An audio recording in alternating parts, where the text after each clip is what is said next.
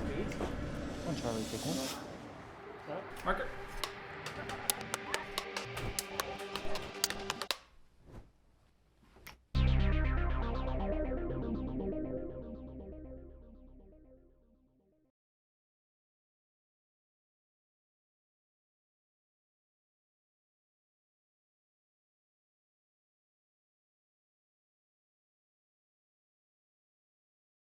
Yes. Good morning. How is everybody doing this morning? How is the festival treating you? Yes? Most excellent, most excellent. I'm very excited for this next panel. My name is Kira Seipler. I am the Director of Operations for AFMX. And welcome. Thank you. So on behalf of Albuquerque Film and Music, our board of directors, and our entire volunteer staff, welcome to our 10th anniversary edition. At this time, I'd actually like to shout out to all of our volunteers that are helping.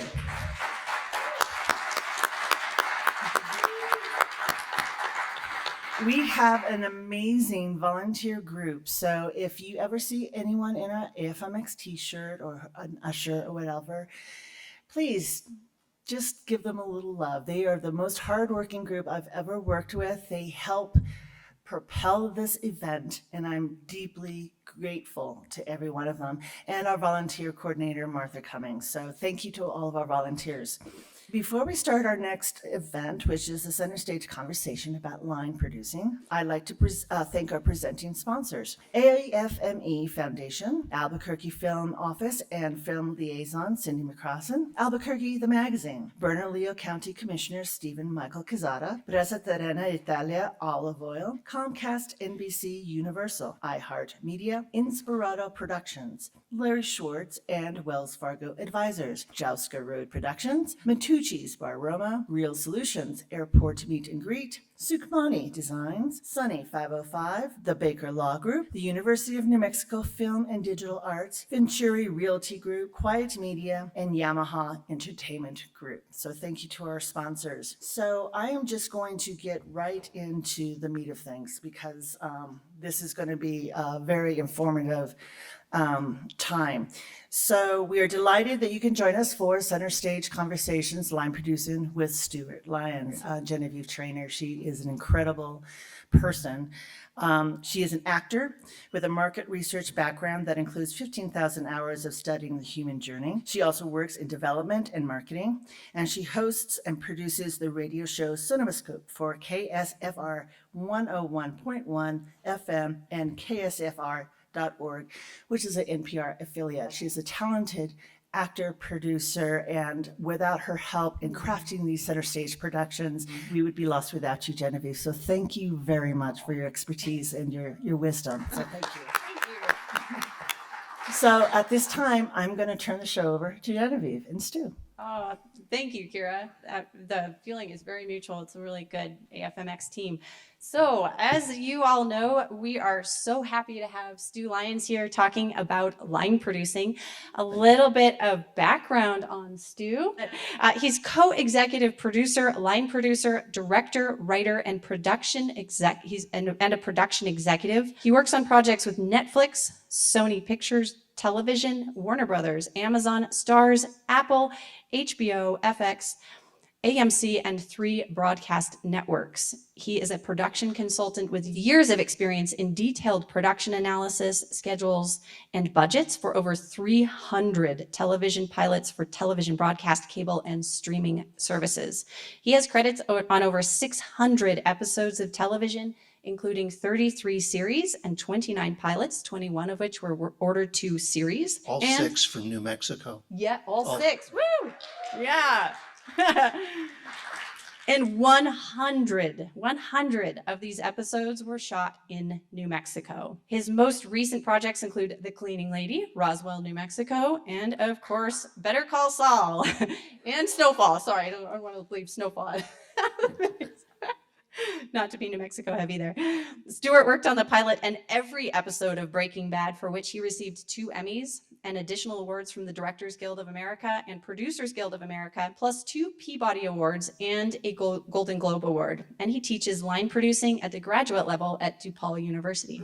before we get into line producing, how did you get your start in the film and television industry, and also specifically line producing? Well, the start was I started really getting involved with theater in high school and continued at NYU. Of the maybe 300 classmates, 298 of them wanted to be directors, and one of them wanted to be an agent, and then there was me, and I said, I'll be a producer. So I got started there. I went into the DGA training program. I was accepted into that. If you don't know about that program, it's in Los Angeles and it's in New York. It's a selective program, but they will pay you to be part of that. At the end of that run, I got my start as a second assistant director and continued to work in New York for a few years while I took an MBA at NYU Graduate School of Business, came out to California, and that's pretty much when I came to California, stayed in television production because I figured, well, that way I get to stay at home, which proved to be a high irony since I spent almost 9 years in Albuquerque doing all those shows. But the path upward was step by step, and I did that show too. 76 episodes of that show. But I was a second AD, and then I was a first AD for about a quarter of a century, and a unit manager. And then the transition to producing comes in television when you start repeating seasons. They don't want to give you necessarily more money, but they'll give you a better title. And you start working into that until actually the position opens up because the person they want is not available. And you just have to be in many of the right places at the wrong time to finally be in the right place at the right time. After making that break, which I made in sitcoms, pretty much on Everybody Loves Raymond, which was my first full line producing credit, it continued as I moved through my career, very frequently going back to unit managing and then going up to line producing. Things get canceled, going back and forth until finally with Breaking Bad, really completed the transition to line producing. Then, like I said, after a few years, they don't want to give you more money. They'll give you a better title. So you get to be co-executive producer. And I did that on Better Call Saul and a couple of other shows as well. Yes, there's more to it than just the title. Your responsibilities do change, and they do have different expectations of the role that you are fulfilling for that show. So that's where I've been. I started consulting independently of that in 2005, and I've done over 300 projects, frequently while working on other things. And I've written, about a dozen features, and 2 have sold. One got made, and no, my name doesn't appear on the credits, so there you go. That's the life of a writer in Hollywood. And I've directed 8 episodes of television during that time, primarily in sitcoms. So that's the background, the professional background. As a consultant, Yeah. what do you do as a consultant? I take a look at the pilot and I provide a schedule and then what I refer to as a production analysis. The production executives that I've worked with, and I've worked with dozens, are extremely hardworking people who have way too many shows that they are trying to keep track of. And my goal in analyzing the pilot is to provide them with a roadmap. Danger Will Robinson, watch out for this, start pre-planning for that, and to present that. And that's grown. Originally it was for the production executive, but I've learned since that basically my analyses go to the showrunners, particularly when the shows, as all of them are over budgeted, or under budgeted and under scheduled. And it sort of gives them some ideas of what kind of consolidations they can do to make their shows more producible. And I enjoy that interaction quite a bit. And there's been a lot of change in Hollywood in the last 6 months, a tremendous change. That kind of expertise has turned out to be somewhat valuable. So they bring you in when those 2 components. When they decide to make the show, but before they've really staffed it up.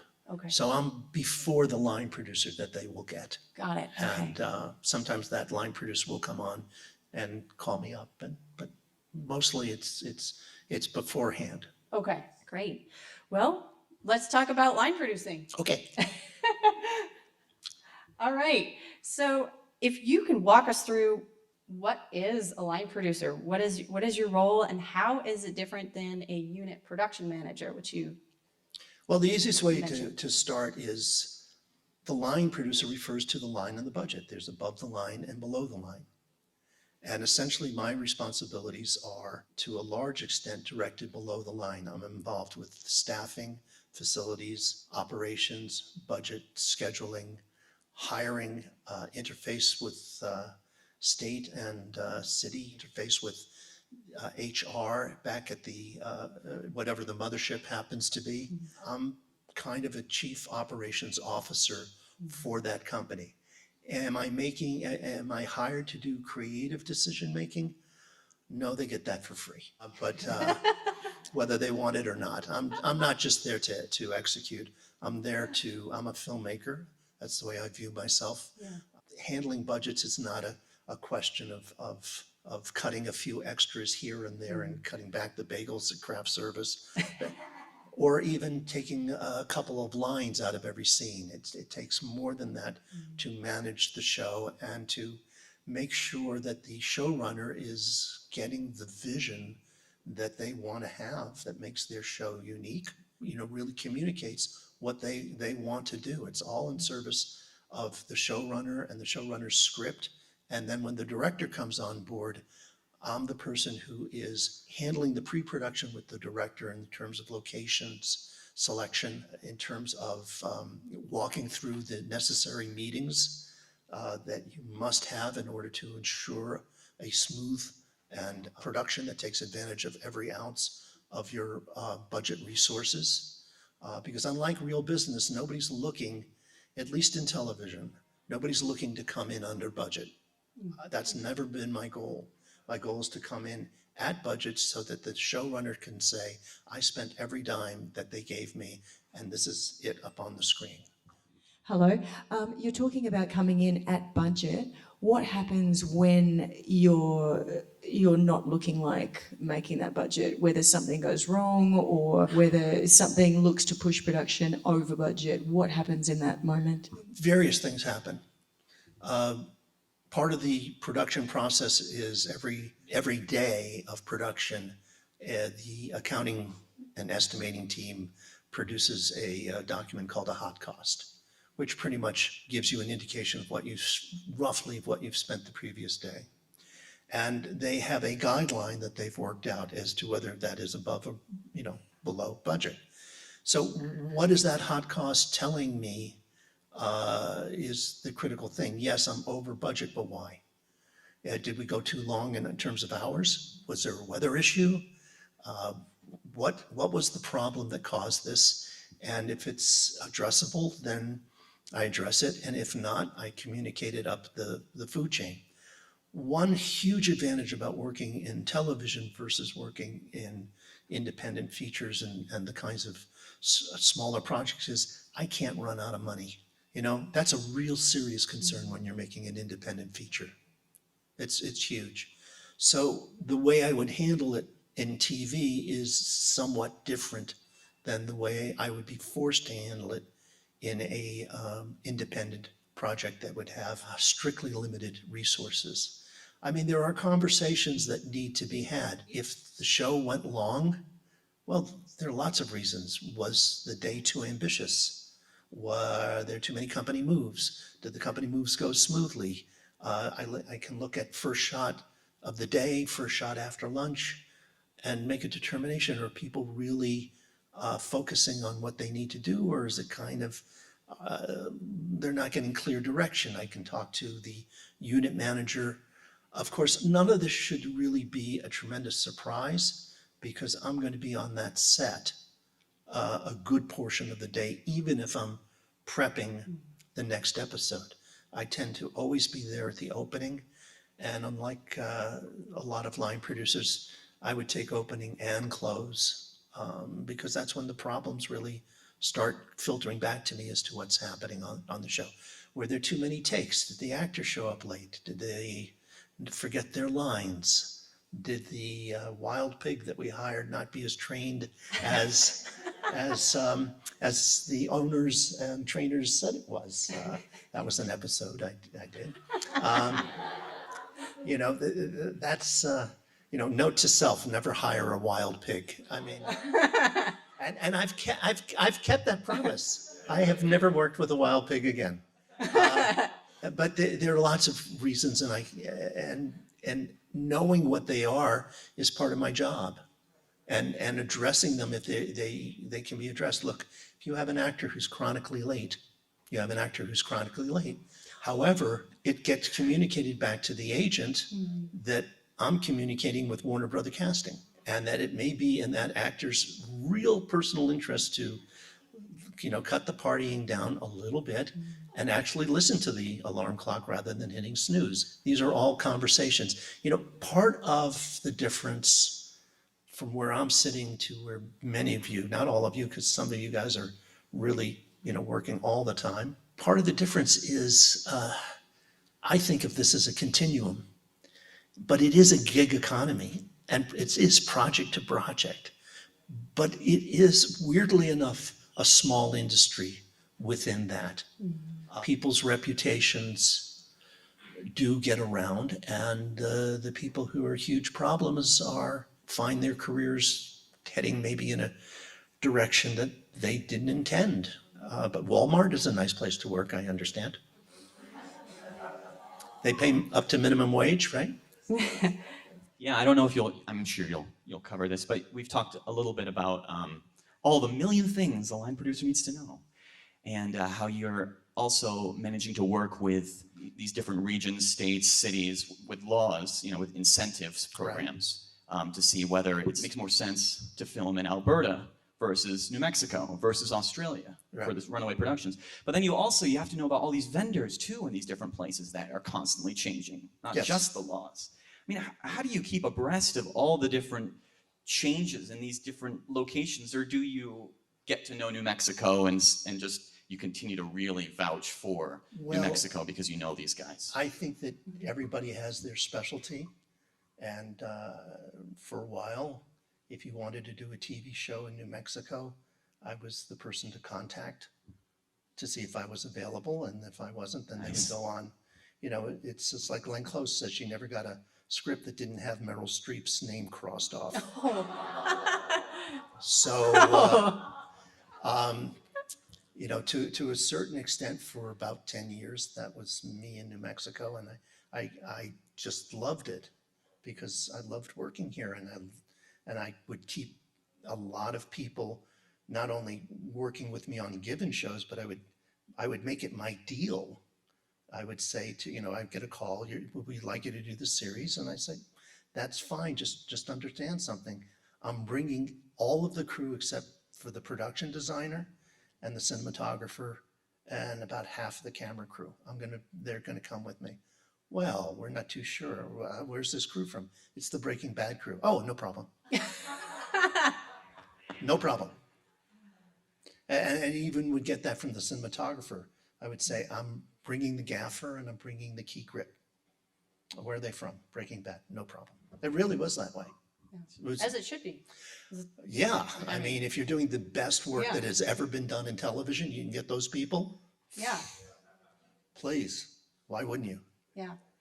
And the part of managing a crew is, think about it. You've got, in terms of my crews, 80 people basically on set.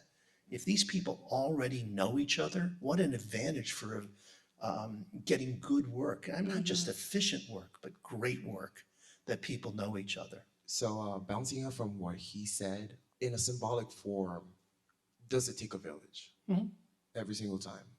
Oh, sure. I mean, unless you're making an iPhone selfie movie, well, then I'm sure, you'll show up on time.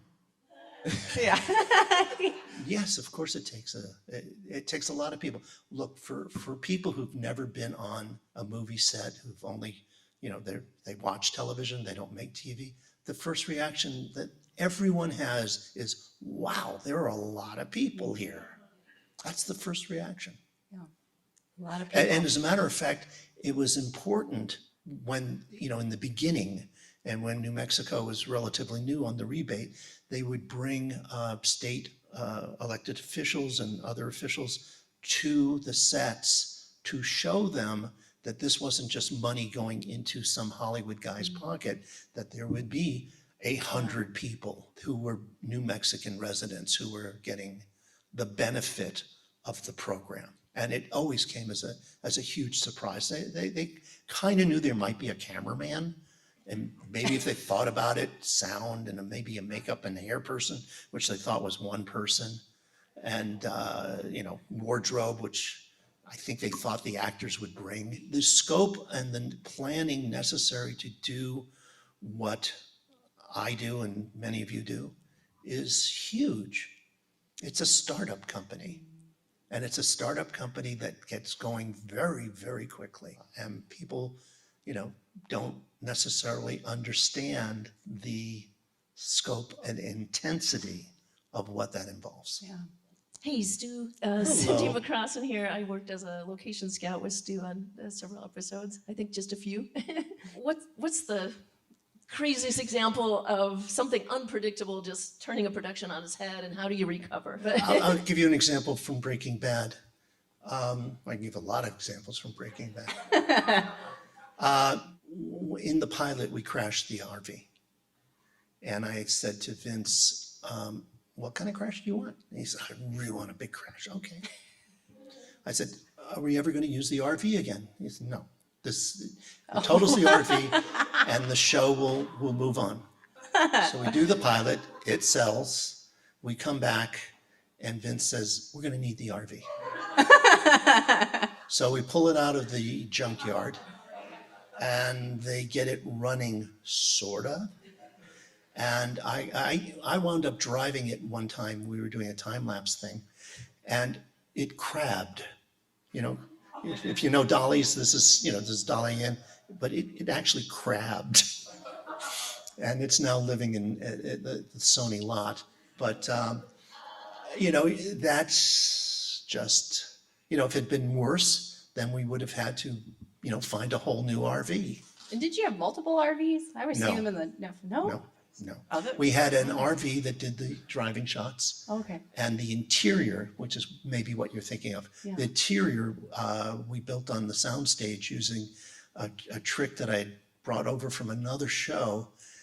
We couldn't afford a gimbal. We built it on truck inner tubes, and then everybody would grab an end and bounce at the same time. That, if you'll remember, the bodies sloshing back and forth, they had a Teflon plate, and we smoothed the thing, and we would pull them on pulleys, and of course you needed 2 ropes to do it through. So, Oh my gosh. but we were able to do that for a lot less than it would have taken us to do legitimately. If we'd done it the last season, it would have been on a gimbal. Would have cost twice as much and not necessarily been twice as good.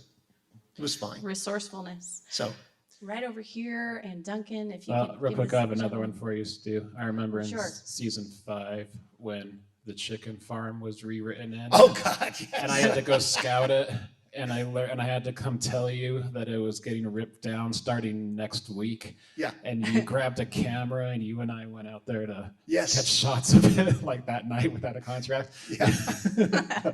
We went with not the next director, but there was another DP for some reason, and we grabbed him. Yeah. So we were shooting at a chicken farm that was just south of the airport, and it did get sold, and they started tearing down the chicken coops, which were not like your backyard chicken coops. These were industrial things, but we had established this thing. So my thinking was that if I can get establishing shots, then at least they can use those, and then we'll build whatever we need to build inside. But that was like, holy cow, let's go. Yeah, I can never forget the look in your face. But then we ended up having to pay the contractor to film it as it was getting ripped down. Yeah. Yeah. Yeah, it was fun. That was quite a season. It's both the terrifying part and the fun part of this business is that we're not every day moving things from the left side of our screen to the right side of our screen. And not every day are we trying to convince somebody to, as my kids do, buy this software to do this thing on your enterprise. I mean, that's one of the reasons I think we're all in this business. You know, you do try to reduce the variables, Cindy. I mean, that's, but you also don't try to fit it into pre-existing pegs. Otherwise, the creative people really, you know, don't feel as loved and as special as they all are. So I'd like to pick up on both differences and the village question. What's your experience with how small that village can be and be functional and the Depends nature on the shot you're of trying those to get. productions? You know, and I'm thinking, like I say, of an indie film with more limited resources. Well, it depends on what the shot is and what your production challenge is. You know, I'm watching right now The Patient. It's 2 people in a room. You know, what do you need for your camera? I mean, if you really are, I'm not sure you save much time by going to a single camera. Theoretically, you could be doing it even without, you know, active personnel there if you needed to do remote heads and things like that. So I can't answer that question without knowing what your creative objective is. But basically, the smallest crew I can imagine, we had an outbreak of something on Breaking Bad that took out 48 people on our crew. And I mean, people would start the morning feeling okay, and then they would collapse. And well, actually, they would be running to the facilities. But we got down to, I guess, the DP was operating. There was only one assistant on the camera. We had a 2-person sound. 1 makeup person was doing everything. I was there, and we finished the last shot. And the director, Colin Buxey, who's a wonderful director, said, "Please get the crew together. I'd like to thank them for, you know, just being able to finish." And I looked around. I said, "This is the crew." This is the crew. So there were only, I think there were less than a dozen of us who were still standing. And a couple of those people said that they were now getting sick. So we would have had to shut down. So is that possible every day? No, not at that production value. No. And we were indoors and we were on our soundstage. So we had a controlled environment, but you can count up how many people it takes to operate a camera. Look, are there positions that are in a non-union show? Could you have somebody do makeup and hair? Yes. All right, so you've eliminated a couple people there. Would you have a 3-person sound crew? No. But what if you have 2 actors speaking at the same time and you need to boom both of them? Well, now you're committing yourself to lava. There's ways of looking at it. And frankly, you do cut crew back in many situations, particularly if intimacy is involved. You know? Yes, there are people who like to come in and take off all their clothes in front of other people. You want to make sure that in those delicate kinds of situations, your crew is as small as possible and still functional. So, I mean, there are ways of looking at it, but I'm a big believer in unions. I'm a big believer in the unions. And so my goal is not to cut things back, but to make sure that everything I have is being used well. I don't want to save money. I want to use the money. I spend money. I don't save money. You want to save money, don't make the show. What are the critical elements for success Okay. in pre-production? I'm a little bit different here. There are a lot of people who begin with a budget. I don't begin with a budget. To me, that's okay. You have a pot of money and now you're backing into that. That's not organic for me. What I believe in is, what is this movie going to take to be made? And I go from there. And the best way I know to do that, I schedule. And in order to schedule, the steps I take are first to read the script for enjoyment. I want to know, what is this thing trying to say to us? And then I may have a conversation with somebody like Vince about the tone and things like that. If I'm on a TV series, I know what that is after a few episodes. And I'll produce a schedule, but in doing the schedule, it's not just which scenes go where, it's what's in each scene. Now I have the information necessary to produce a budget. That's part of my process. But the thing is that you never get a pure, I'm doing this today. I'm budgeting, I'm scheduling, I'm working on facilities, I am location selection. I'm doing conversations with the production designer. What are we building? Why are we building it? That's not a challenge. If we're going to build something, I want to have the reasoning behind that so that I can say, I'm going to do this for the studio. I'll give you an example of that. Did a show called The Night Shift, and they did the pilot here. They did the pilot here at Gibson Hospital. The pilot was, and as a matter of fact, they threw out about over half of it. One of the decisions I made was, while we can use Gibson Hospital for certain things, we have to do the interior on the soundstage. So I had a budget, and it said I had enough money basically to do that. And I went ahead and did that. And the production executive from the studio showed up the day before we were scheduled to start shooting. And he comes back up and he says, "You built the hospital. Why'd you build the hospital?" I didn't want you to build a hospital. This was not one of our better production executives. I said, it'll pay for itself within 6 or 7 episodes. It paid for itself in 3. It was terrific, and it was flexible, and it was air conditioned, and it was lit, and we could bring when you use a practical location, particularly a hospital, you've got one door into a patient room. Okay, so how do you bring your power in? You have to open that door. Okay, so you can't shoot in various places. You can't do an overhead shot. You can't wild a wall out and get some kind of lyrical, oh, this person is dying kind of moment. All of those things contributed to a much better show and at lesser money, but nobody had looked at it quite that way. We built the Walter White House, again, for the same reason. It was a decision I made as a unit manager. Because if you're going to show a lower income house, it generally will not have the room for 60 people to do their job in. And it generally doesn't have industrial air conditioning. Call me crazy. But that's why we built the Walter White House, and we built it five times. And you built it 5 times? We would build it and then fold and hold, Okay. and then reset it up. So basically, it's the same labor cost, but you save on materials. Got it. Yeah, I think this is probably a good time to jump in. There's there's a lot of software and applications that are coming on the market more than ever. Is there something in your career, and maybe is recently through COVID, that's been a software and application that's helped you streamline your process, your crews? Something that you can call out and say, wow, this has really been great to use. Is there any software that you can think of? I think Movie Magic scheduling is still the standard. The big advances have been made in onboarding employees. Script supervisors now have, fairly good software to do it.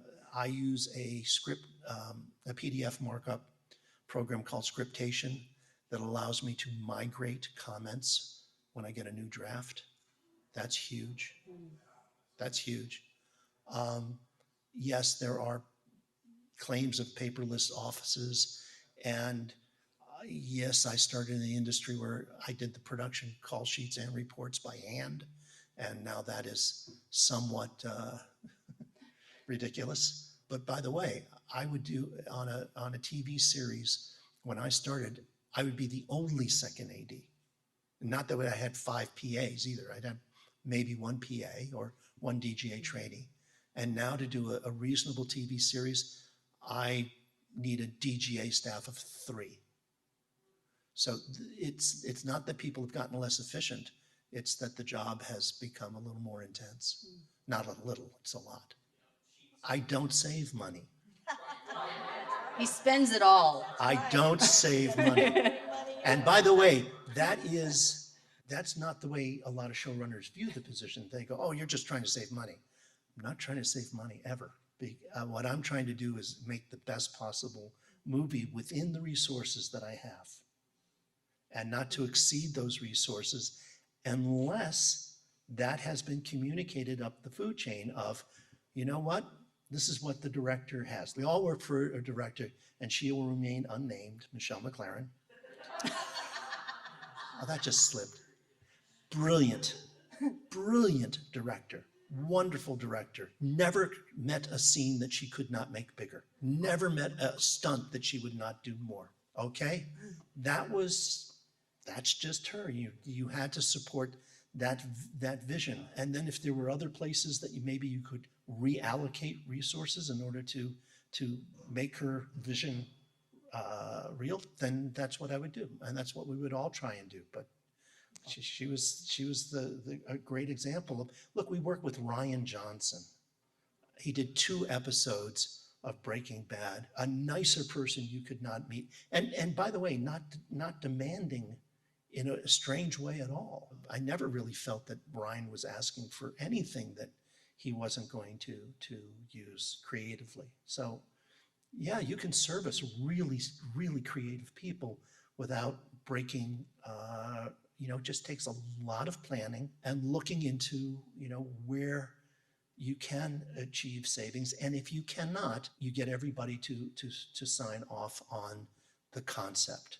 If you're in an independent feature, again, you can run out of money. That's a very bad thing to do.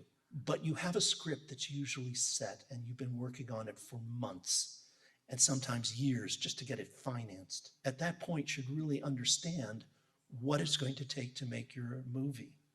And if they're going to take some of that money away, you have to come up with some solutions as to what that is.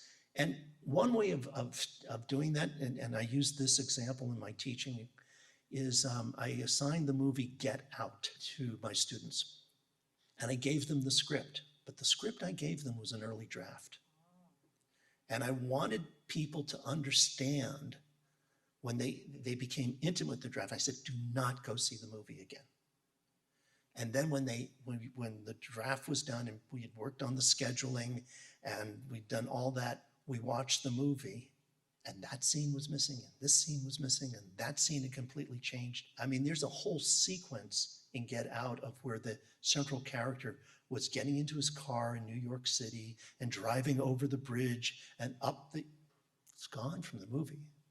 Now, I don't believe they shot it. And what I understand, it's a great script. It is a great script and a terrific movie. I believe they got to a point and somebody said, well, we can shoot that shot in Brooklyn, but then I can't give you all the people that you want to see in the backyard party. Now, am I imagining that conversation took place? Yes. I don't know that it did, but it very likely did. I know it depends on the script, the period, stunts, everything that's in the script. But let's take an indie feature that's got minimum cast in it, no stunts, no car chases. How long does it take you to ultimately produce your line item budget? I don't know.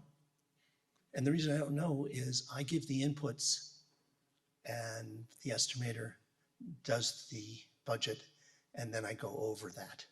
So I'm not the person who is saying grips at 27.21 times, a 14-hour.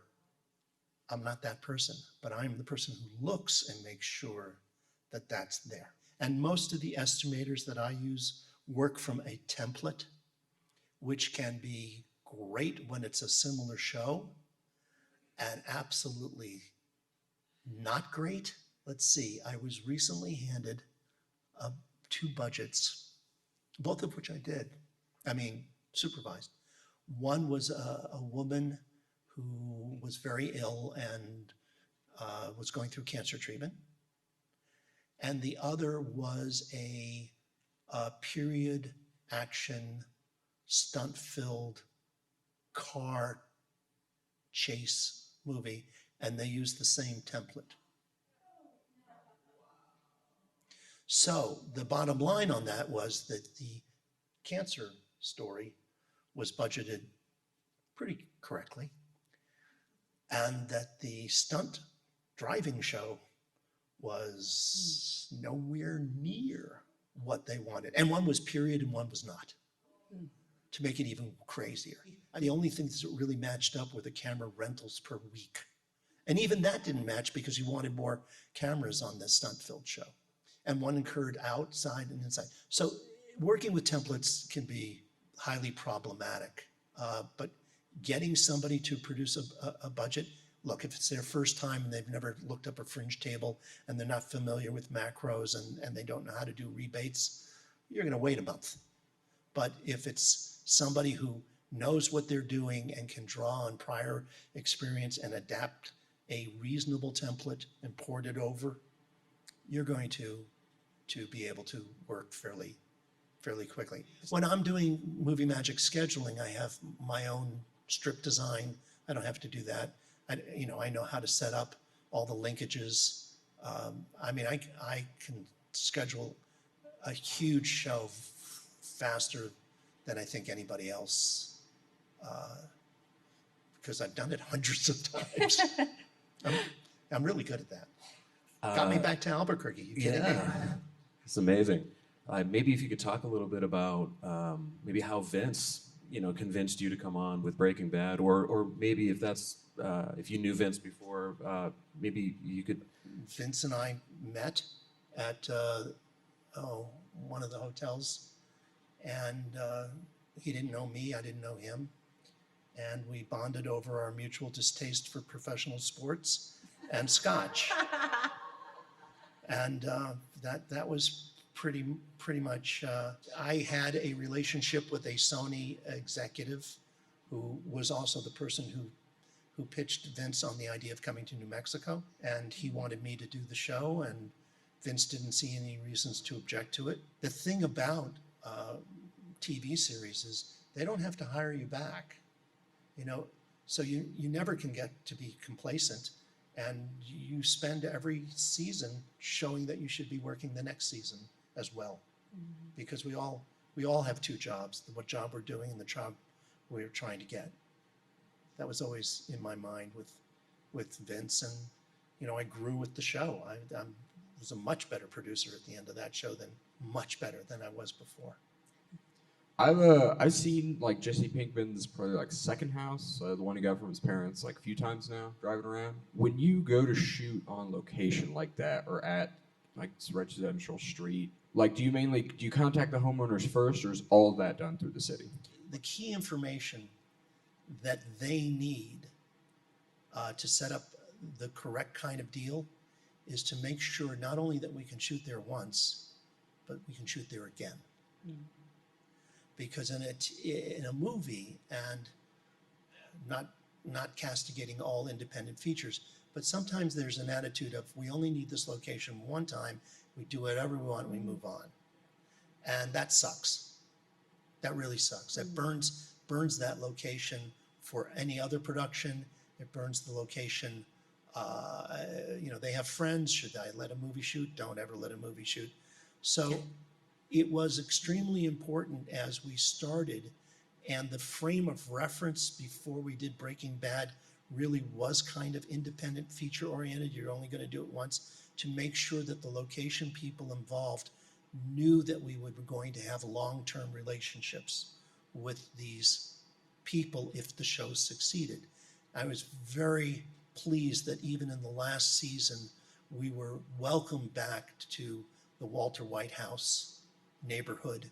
We did exteriors and backyard there, but we were welcomed back. They would bake cookies for us. But that happened because the location team made sure that anything that was in their control, they addressed.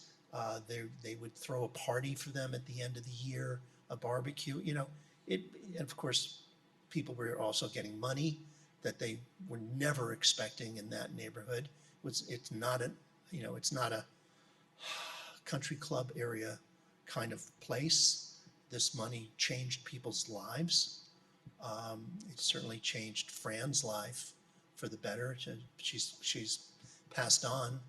It changed it also for the worse, because at one point she says, you know, I think my house is the White House that's visited the most. And I sort of reminded her that the president lives in the White House.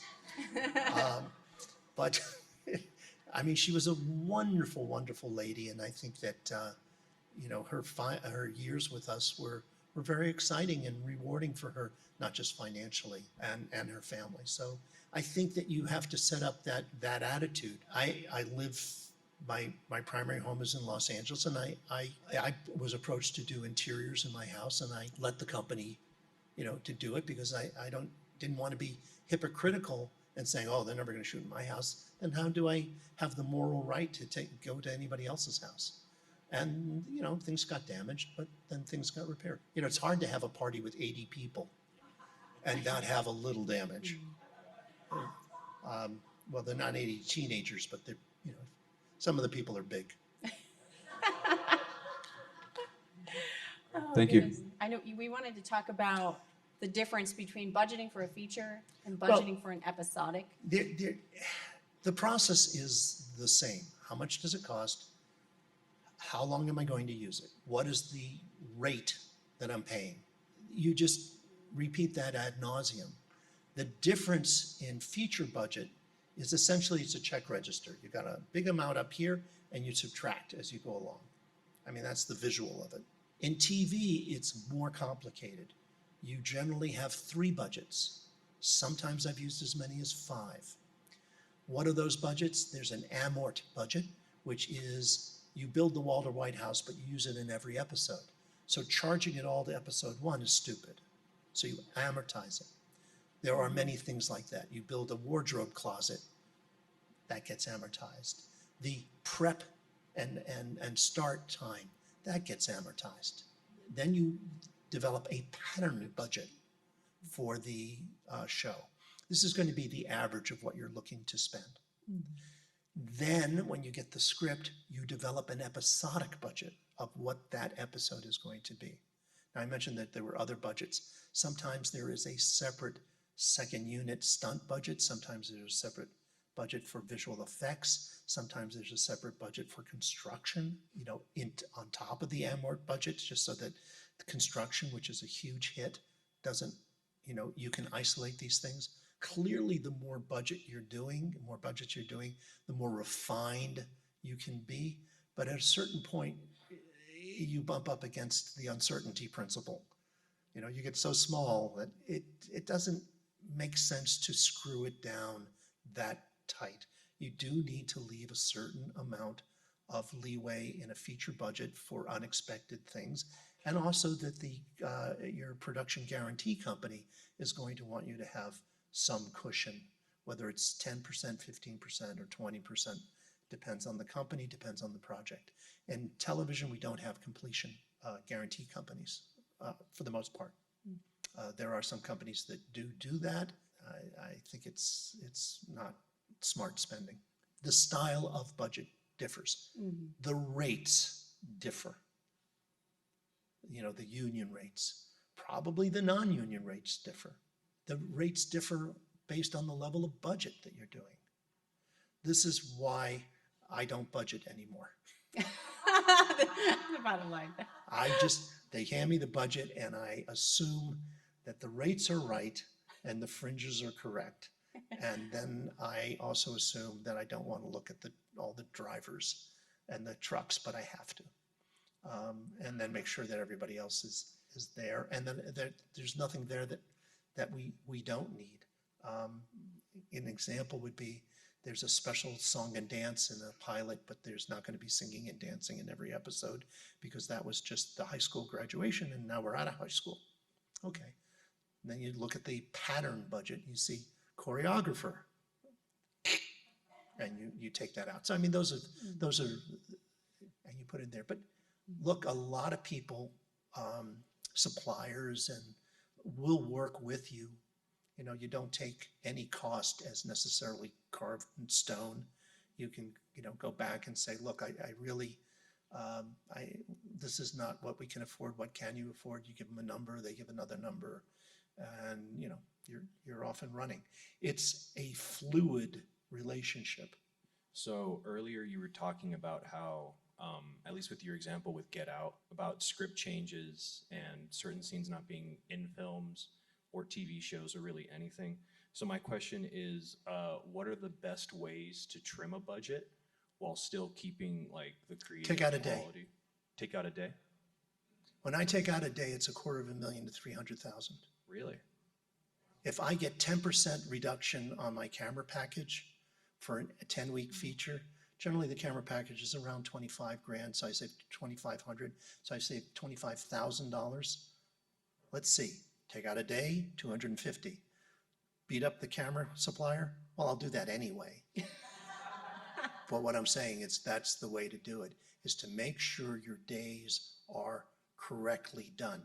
Correctly done does not mean working 16 hours. That's not correctly done. Doesn't mean working 14.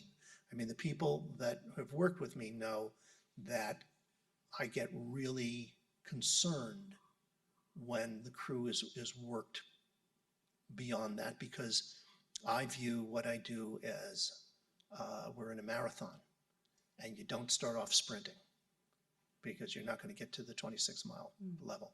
So I'm trying to protect the crew. And in terms of crew safety, I don't know anything that is more unsafe than the hours that people regularly work in this industry. I don't know anything that's more unsafe. And frankly, more people have gotten killed driving home than have gotten killed on sets for any other reason that I'm aware of. Does it really help the budget to bring in a look like Genevieve? We've never met, but I know you're a local actor. But you know, does it really change things financially Yes. to hire somebody? And how have you seen? And maybe this is a pandering sort of question, but how have you been able to trust an unproven local market with larger and larger roles throughout the years? Through experience. Through experience. You know, if you've got a new showrunner who's just come into the area and they're dealing with a new casting person, okay, now there's a lot of variables right there. If I bring in a showrunner and I say, I'd like to introduce you to Kira, and she's the one who did most of Breaking Bad and all of Better Call Saul, I believe, and these other 3 or 4 shows, holy cow, you know, when can I meet her? So it's, yeah, there's the good side of that, and then there's the tough side of, well, now how do I break in? But it comes through experience. Look, we got a really good example of that in the very first episode of Breaking Bad, in which the person playing the car wash owner, Bogdan, remember the big eyebrows? He's not an actor. He came with his son to do an extra casting call for his son. And the extra casting person, who's now passed on, gave her to Kira's boss, and Kira was on the team, and that person's unfortunately also passed on. And they cast him as an actor. He'd never acted before. But the thing about acting, which is the most infuriating part of it, is that sometimes the gods kiss you on the lips and you just have it. You know how to do it and you've never been trained. And he did. And it's infuriating for somebody who studies it and is unfortunately never been kissed. But he had it. And I remember in the final season when he sells the car wash to Walter White, and there's a terrific scene before Robin, who was Brian's wife, and Brian's wife, real life, Brian's the real name. You know, she was watching the scene, and she just like, you know, the scene was like up there, and she was over here watching it, and I was standing back, and she just turned around to me, and she just had this expression of, he's never been trained. I mean, he was fantastic. But unfortunately, he's a PhD, he's teaching at the University of Chicago now. He's a rocket scientist. I don't know why other movies didn't snatch him right up, but he's incredible. But he's an untrained example. That's more extreme. What you're talking about is the local talent who've trained, who are trying to follow their profession. And, you know, you have some casting agents here who've now done hundreds and hundreds of episodes of television successfully. And while you may have a major casting infrastructure in Los Angeles, like, for example, Tony Sepulveda, who's been at Warner Brothers for years, and I've known him for both of our entire careers, and he's still doing it. He doesn't cast the shows. They send it out to other people, other casting agencies. They'll approve everything. You know, that's where, I remember I said, you know, if the actor is kind of presenting an issue, well, I'm not saying that I've ever picked up the phone to Tony and say, just be careful with that. I never have, but it was a resource that I would have used if something had gotten more abusive than necessary. Well, I get grumpy if I don't get at least one person on every episode of every TV show that comes here. But I just wanted to thank you for allowing the local actors to have that opportunity. Oh, it's a tremendous benefit for everybody. Yeah, thank you. Yeah. I mean, if you want the dollar figure, is insane. The salary to a local actor is rebatable. There's no hotel. There's no airplane. There's no pickup at the airport. There's no per diem. There's, you know, these are huge savings. And they're huge savings if you're doing an independent feature. Unless you're doing a sizable independent feature, you're probably using all local casting. Maybe you have some name who somehow got connected to the show. So I have nothing against local hotels, but I try to, you know, use them only as much as I have to. Mm-hmm. Breaking Bad started with, by head count, about a high 60s percentage of Albuquerque workers. That may sound high, but when you think about it, most of your carpenters and drivers, those are the big crews. So you start with that base, that you're only bringing in a few people from outside. But by the end of Breaking Bad, we were over 90% Albuquerque crew. Wow. Woo. 90%. You can't do that. You can't do that on a feature. Because feature is a one-time thing. And that person may never come back to New Mexico with another movie. They may, but they may never come back. So their ability to learn who's really ready to move up is not, they don't have the perspective that a repeating TV series has. And that was the logic behind why a TV show gets a higher rebate than a feature, because the benefit from getting a TV series here and landing it here is bigger for everybody than a feature. I mean, there were certain positions that I had always had trouble filling for various reasons, but they got to be less and less as time went on. Yeah, we do that. Genevieve and Stu, this is absolutely fantastic. Thank you Okay. so much. Stu, I just wanted to get Ryan, the director's last name. Johnson. Johnson, thank you. The question actually is, in regards to budgeting, I loved what you said about we recouped the build in 3 episodes. Can you talk more about projected Sure. budget recoup? When you're looking at a location, there are a tremendous amount of costs involved, different kinds of costs. There's the obvious cost. How much is it costing you to rent that particular location? But as my friends there will tell you, that's just the beginning.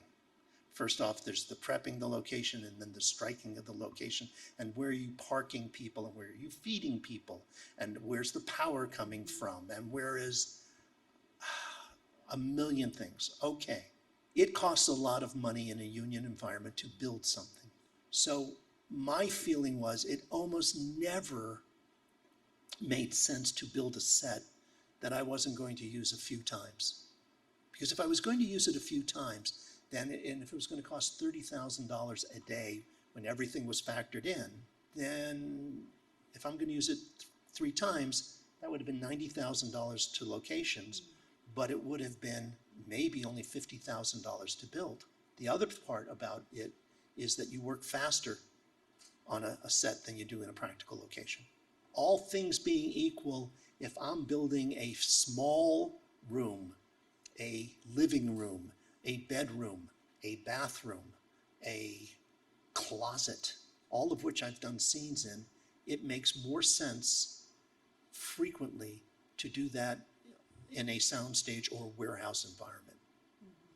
So Right. I assess it. However, if the scene is a, ballroom, well, I've got some challenges there because that's going to be $250,000 to $500,000 build. So there better be a real reason for it. And now the reasons for doing those kinds of builds is certainly less because of CGI. The Mandalorian, this will be a surprise, only shot on this planet. And really only shot on a soundstage. Yeah. Yeah. And some of those animals aren't real. What? So some of those actors aren't real. Well, that's an interesting question because you never would have spent less on episode 1. You never likely would have spent less on episode 2.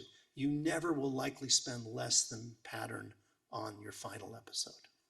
So somewhere in there, in the other episodes, need to be shows that are under pattern. And if things get crazy enough, you write The Fly, That's what I was thinking about when you mentioned all the which crew drama. Rian Johnson directed. You have 2 great actors. You had an amazing set, and you had a showrunner who was basically saying to the studio, I can do this, I can save the money, and we saved hundreds and thousands of dollars on that episode, which we then, spent on later episodes. So was that episode after all the people dropped like flies from the crew?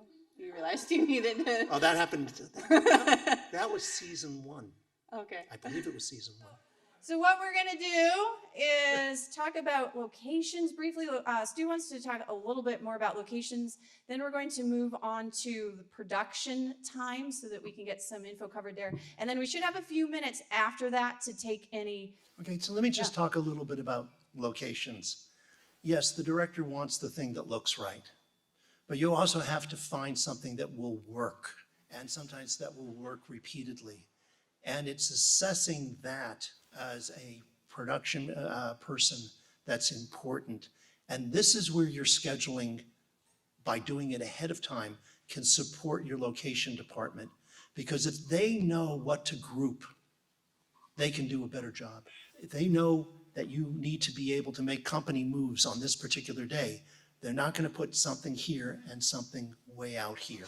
And I have come into a number of situations where that occurs, where somebody just went around and went, that's a great look, but it didn't work for the show. And I ran into it on a very recent show, which had a one location for 3/8 of a page out at the power station at Algodones. 3/8 of a page. Well, took the director out there and I said, well, what are you planning to do? Oh, well, I want this shot and it's gonna, and I could see how the shot could work. I said, when do you want to shoot that? And he said, well, it has to be in the mid-afternoon. I said, so we need, nothing is nearby.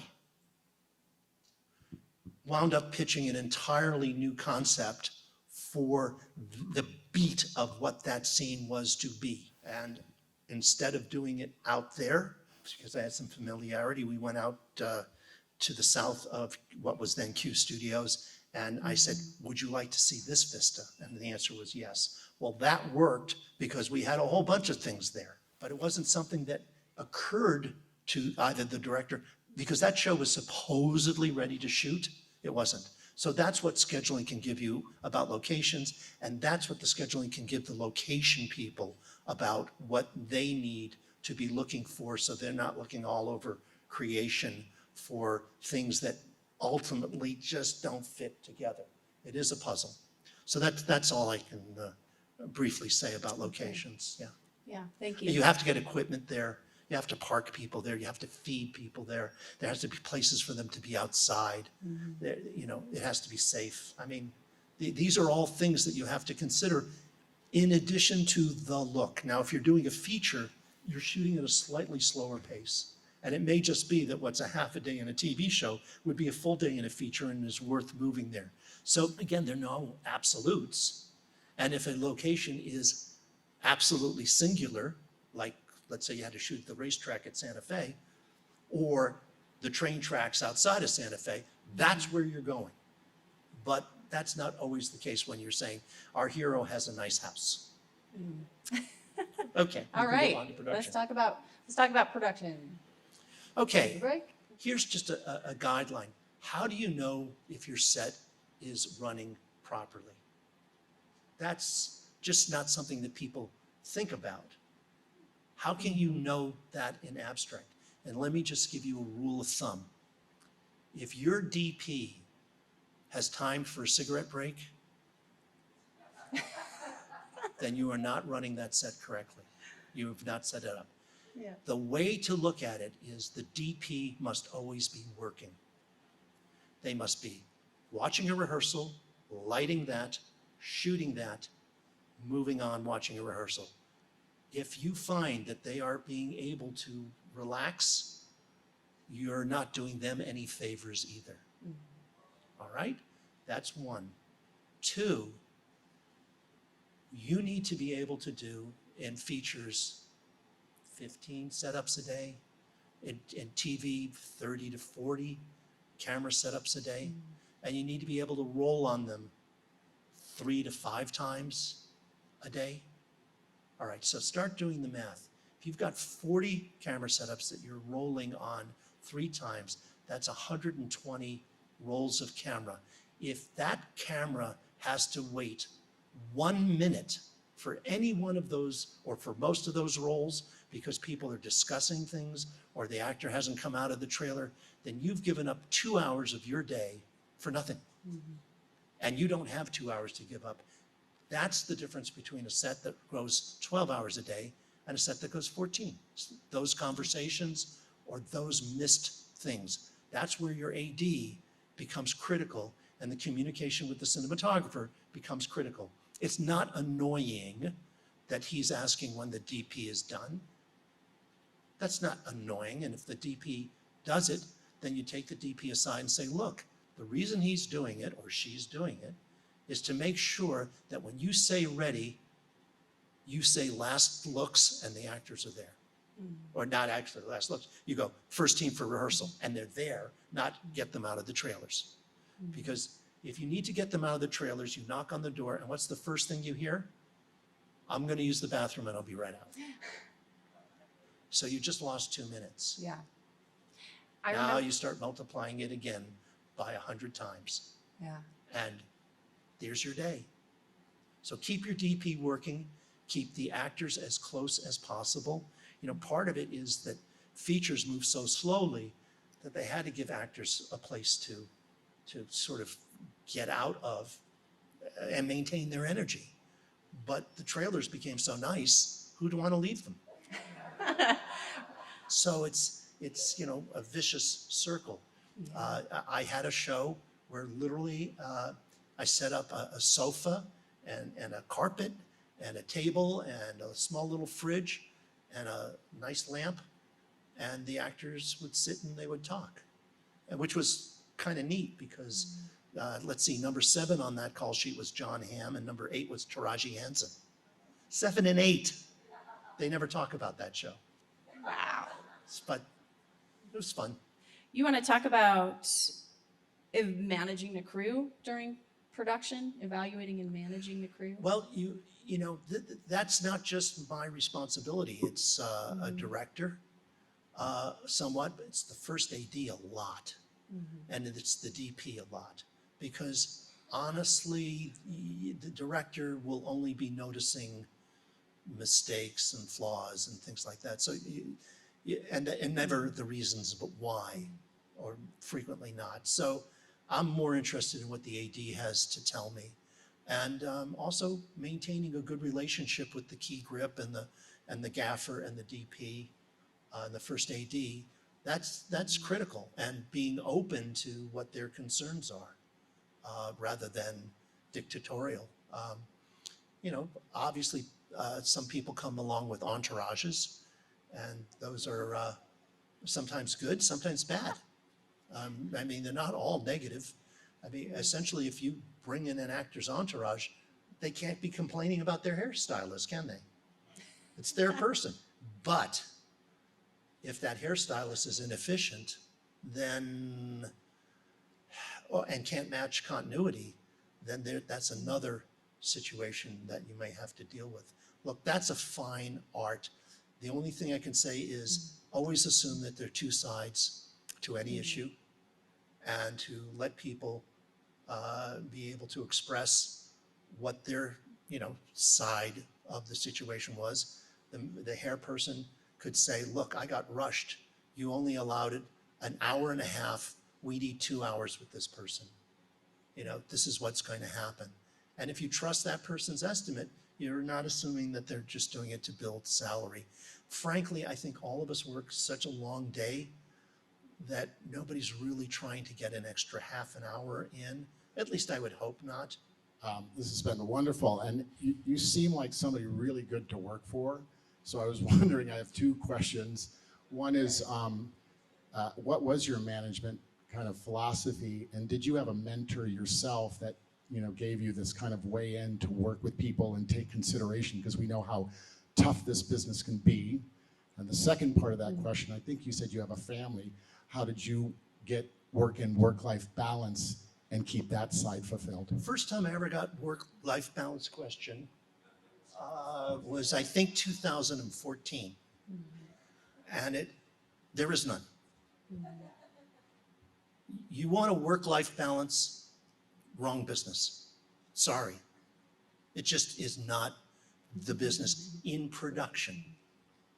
You can go into post, you can go into development, you can go into, but if you're talking about set work, stop it. Well, the reason I stopped working in New Mexico, I had not an arrangement, I have a very supportive wife. Essentially, after 100 episodes and 7 or 8 TV series, she said, I think I'm done. And my deal with her was that that's all she had to say. And that night I called up 2 executive producers on different shows, one I was still working on and one I was about to roll into immediately, and said, I'm sorry, I can't continue any longer. I'll finish the season, but you need to look for somebody else on the second season of Better Call Saul. And that's why I stopped. So yes, I had a supportive person who understood what the stakes were, but ultimately, I was also beginning to realize that while I had some very good friends here, they weren't all my friends. I wanted to be home with my wife, and at a certain point, starting at 6 a.m. on a Monday and finishing at 6 a.m. on a Saturday loses its sexy charm, especially in the winter when you're sitting outside on a set. Now, I get it, and it was fun for a long, long time. I did this for almost 50 years. Right? I don't think I quit too early. And I didn't want to be, well, we lost him on the set. I didn't want to be that guy either. Did I have a mentor? I was actually thinking about that earlier this week. Not really. Not really. I had some people who opened doors for me at critical times, but it was more transactional than relationship. I had done a great job for them, and they wanted me along. But did anybody sort of say, this is how you do it and things like that? No, and I always felt the lack of that. So when I became a manager, I made it my point to go to people and say, okay, you're working for me. This could last for years. You're doing a great job. What do you want to achieve? What do you want to be? And somebody said to me, I'm a second AD, I want to be a first AD. And another person said, I want to be the unit manager, and who was also an AD. And people who wanted to be heads of certain departments would tell me where they wanted to go. Mm-hmm. And insofar as I could make that happen, that was the best. Look, winning Emmys is great. Recommend it for anybody. Even when the show sucks, like it did last week. But helping people advance in their careers was the thing that gave me the most pleasure. And right now, the fact that I report sometimes to executives who were my PAs is really, I mean, that's kind of, it's not that like they're my children, although I do report to them too. But you know, that's the greatest satisfaction I have is watching people get promoted or to assume new positions where I feel like I was helpful. Just a note on firing, which is, it's not the fun part of the job, but it is a necessary part of the job. I remember the first time I watched somebody being fired by a production executive who I respected, and I just was like, oh my God. And she turned to me and she said, if I can't do this, I can't do the job. And my attitude was I never let anybody go without usually losing a night of sleep, feeling what I was about to do to them. But I've been fired, and sometimes it's resulted in me finding much better places where I was appreciated. And if you approach it from, this is not a good fit, and you know, you're not because we're letting you go, it doesn't mean you're a bad person, unless I was letting them go for theft or drunkenness or something like that, in which case you're a bad person. Yeah. And you ought to get your act together. But I was always trying to say, this may give you the opportunity to find a place and a role in which you will thrive, and here is what was not happening. And it should never have come as a surprise. It should never have come as a surprise. These are difficult conversations to have, but I will tell you, your HR department will thank you if you don't pull off a surprise firing unless it's necessary for set safety, in which case, you know, get out of my way. You know, I'll do anything to keep my crew and my actors safe. But the, you know, you just need to document it, that you've had this conversation and that what the topics were, and then don't act unilaterally, because you don't know who anybody's allies really are. So you want to make sure you know the scope of the fight before you go into. What's a top lesson that you've learned over your time as a line producer and just in general in this business? Well, it's capricious. Yeah.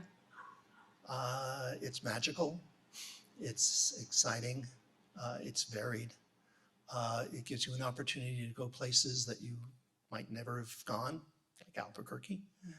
In my case, Paris, Montreal, Germany, Hong Kong, and meet a lot of interesting people. And you know, show business people are very attuned.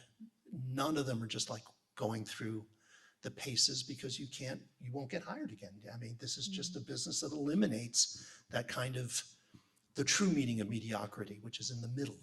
It just doesn't tolerate it. And unless you're doing well, there's no reason to bring you back, because there is somebody who's waiting to do a good job. So that, and trying to be as fair as possible. But even doing all that, if you do your job with passion, you will piss somebody off. And I've had a career that, like I say, I rocketed to the middle, but it's not been like this. It goes like that. And to just understand that when it goes like that, you will be depressed, and that's okay. It sucks, it's a bad feeling. And then when you're like this, don't be manic. And don't spend your money like this, because there will be this. There just will be.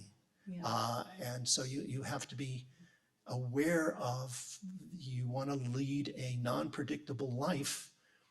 These are the prices that you pay. Yet your work-life balance, if you're in production, is going to be kindly compromised. Screwed up is a better term. And that it's going to make enormous physical demands, and that some of the people you work for are not going to be really as balanced as you might like. And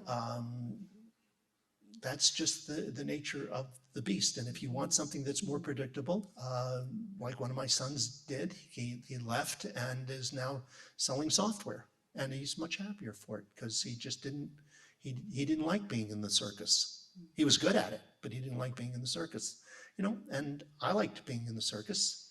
And right now I like being in the part of the circus that the planning, where I can get to use more of my thought process creatively than you can do in the midst of the battle, which is to get the day's work done. So I like the place I'm in right now. All right. We have a question over here.